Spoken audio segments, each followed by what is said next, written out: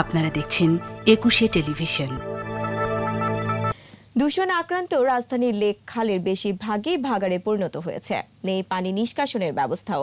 তার উপর সুয়ারেজের লাইন এসে মিলেছে লেকগুলোতে। দূষিত পানির কারণে মরে যাচ্ছে জলজ প্রাণ। আবদ্ধ পানিতে জন্ম নিচ্ছে মশা। দুর্গন্ধে অতিষ্ঠ আশপাশের মানুষও। পরিবেশবাদীরা বলছেন, দ্রুত ব্যবস্থা না নিলে জীবনঘাতী হয়ে উঠবে রাজধানীর লেক খালগুলো। মইনুল হোসেন মাসুদের ক্যামেরায় আদিত্য মামুনের রিপোর্ট। মুক্ত আর খোলা জায়গা পেলেই সেখানে সকাল বিকাল হাঁটতে আসেন অনেকেই।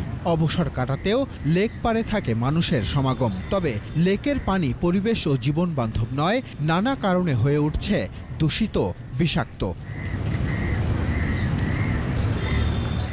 ধানমন্ডি লেকের নান্দনিক সৌন্দর্য টানে সব বয়সী মানুষকে। ময়লার স্তূপে দিন দিন রূপলাবণ্য হারাচ্ছে লেক। প্রবাহ না থাকায় পানিতে জন্ম নিচ্ছে ডেঙ্গু, চিকুনগুনিয়া সহ নানা রোগের জীবাণু।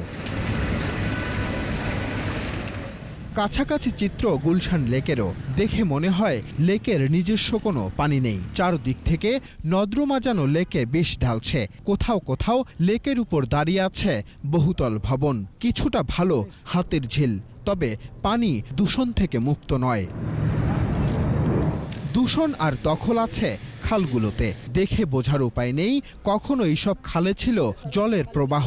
দখল দূষণে নিশ্চিহ্ন রাজধানীর বহু খাল। মাটিটা ভরট হয়ে গেছে, এই মাটিটা সরাইতে হবে। জামটা সরাই দিলে ক্লিয়ার হয়ে গেলে মনে হয় মোটামুটি আমাদের এখানটা ক্লিয়ার হয়ে গেল। বাচ্চাদের সমস্যা, প্রত্যেকটা মানুষের সমস্যা এখানে যাওয়া করা।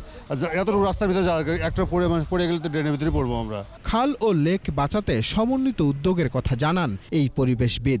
লেক খালের আদি রূপ পুনরুদ্ধার করে দূষণ রোধ করা গেলে বাঁচবে প্রাণ প্রকৃতি। খালগুলো রক্ষা করার জন্য যে একটি সমন্বিত পরিকল্পনা দরকার, এবং সেই পরিকল্পনার বাস্তবায়ন কতটুকু সাফল্যের সাথে করলেন তার উপর নির্ভর করবে ঢাকার খালগুলো এবং ঢাকার জলাবদ্ধতা এবং ঢাকার পরিবেশ ভবিষ্যতে কি হবে।